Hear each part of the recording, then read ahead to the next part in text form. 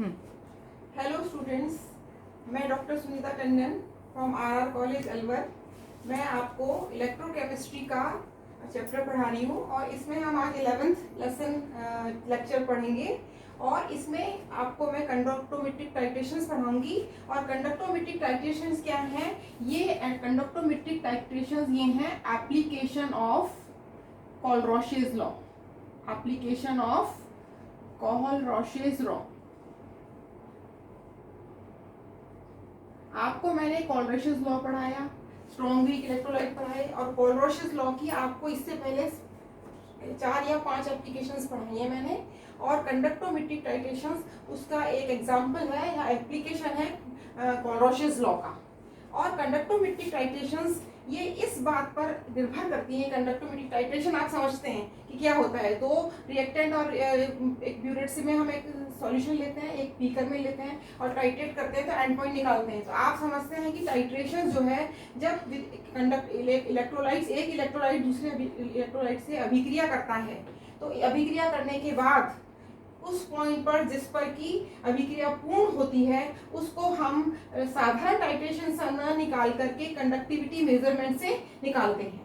दूसरी बात इंपॉर्टेंट ये है कि कंडक्टोमेट्रिक टाइट्रेशंस इनका बेस, इनका आधार ये है कि जो एक इलेक्ट्रोलाइट हमारे पास है, जब हम उसमें दूसरा इलेक्ट्रोलाइट ऐड करते हैं तो उसको ऐड करने पर वीकली आयनाइज्ड वाटर मॉलिक्यूल्स या HOH आयन मिलकर के वीकली आयनाइज्ड वाटर मॉलिक्यूल्स या इस तरह का सॉल्ट बनाते हैं जिसका कि फर्दर आयनाइजेशन बहुत कम होता है। ये प्रिंसिपल है कंडक्टोमेट्रिक टाइट्रेशन का। तीसरी बात इसके साथ जुड़ी हुई ये है कि जब आप एक इलेक्ट्रोलाइट में दूसरा इलेक्ट्रोलाइट डालेंगे, मान लीजिए आपने HCl के अंदर NaOH डाला, तो ये इसका प्रिंसिपल ये कहता है कि जब ये अभिक्रिया होगी तो पानी बनेगा और साथ में सोडियम और क्लोराइड बनेगा, सॉल्ट एंड वाटर बनेगा।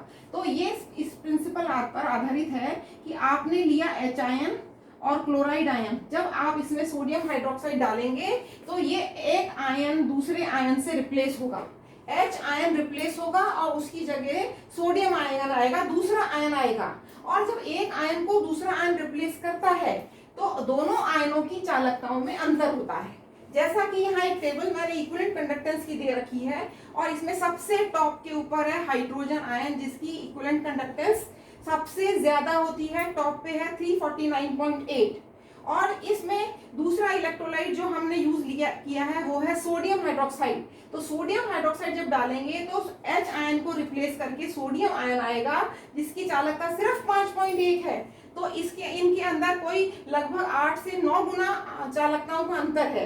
इसलिए जब एक आयन हटेगा और दूसरा आयन आएगा तो चालकता पहले लगातार कम होती जाएगी। तो चालकता के मापन पर ये आधारित है कंडक्टोमेट्रिक टाइट्रेशंस, इसलिए इनको हम कंडक्टिविटी ब्रिज से करते हैं। अब सबसे पहले हम कंडक्टोमेट्रिक टाइट्रेशंस जो हम पढ़ेंगे यहाँ पर वो 2 तरह की पढ़ेंगे। पहली हम पढ़ेंगे एसिड बेस टाइट्रेशंस, 2 कैटेगरी है, एसिड बेस टाइट्रेशन, और दूसरी कैटेगरी है इसके अंदर जो हम पढ़ेंगे वो है प्रेसिपिटेशन या अवक्षेपण अनुमापन या प्रेसिपिटेशन टाइट्रेशंस। ठीक है, इसमें हम पहले पढ़ेंगे एसिड बेस टाइट्रेशंस। अब एसिड बेस टाइट्रेशन में मैं पहली कैटेगरी ले रही हूं, उसमें हम लेंगे बेस विद एसिड, अब इसमें हम एसिड बेस का एसिड के साथ में जब टाइट्रेशन करेंगे इसमें हम फिर 2 कैटेगरी बनाएंगे। एसिड हम सब में रखेंगे स्ट्रॉन्ग, दोनों कैटेगरीज में हम रखेंगे एसिड स्ट्रॉन्ग, और बेस एक कैटेगरी के अंदर हम रखेंगे स्ट्रॉन्ग और दूसरी कैटेगरी के अंदर हम रखेंगे वीक। तो 2 कैटेगरीज हो गई एसिड बेस टाइट्रेशन के अंदर। पहला है कि बेस की टाइट्रेशन एसिड के साथ जिसमें एसिड सेम है HCl दोनों में और बेस अलग अलग है। अब सबसे पहले हम फर्स्ट कैटेगरी देखते हैं। HCl जो है आपको पता है कि एक स्ट्रॉन्ग इलेक्ट्रोलाइट है। कैसा इलेक्ट्रोलाइट है? स्ट्रॉन्ग इलेक्ट्रोलाइट है जिसका कि आयनन लगभग 100% मानते हैं हम। इसी प्रकार NaOH एक स्ट्रॉन्ग इलेक्ट्रोलाइट है, इसका आयनन भी लगभग 100% होता है। जब हम टाइट्रेशन करते हैं तो आपको मालूम है टाइट्रेशन में हम कोनिकल फ्लास्क के अंदर हम क्या लेंगे, हाइड्रोक्लोरिक एसिड लेंगे और ब्यूरेट लेंगे ऊपर से, और ब्यूरेट के अंदर हम लेंगे NaOH सॉल्यूशन।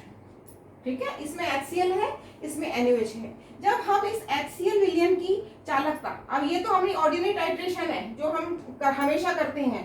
कंडक्टोमेट्रिक टाइट्रेशन के अंदर हम बीकर के अंदर HCl का सॉल्यूशन लेंगे और इसके अंदर एक सेल डिप करेंगे जो कि कंडक्टिविटी ब्रिज सेल कहलाती है, कंडक्टिविटी सेल कहलाती है, और इसके अंदर एक सेल करेंगे जिसको कि वायर से कनेक्ट कर देंगे। अब HCl जो है यहाँ पर सारा का सारा HCl है, इसलिए इस विलयन की चालकता किसके कारण है, H आयन के कारण और क्लोराइड आयन के कारण। और मैंने अभी आपको बताया कि H आयन की चालकता सबसे ज्यादा है। जब H की चालकता के साथ में क्लोराइड की चालकता जोड़ देंगे तो हम ये अमाउंट और भी ज्यादा हो जाएगा। तो अगर हम चालकता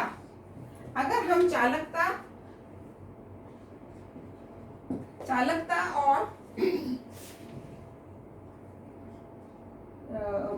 सॉरी, हाँ, अगर हम एक मिनट रोक दो, मैं कंफ्यूज हो गई।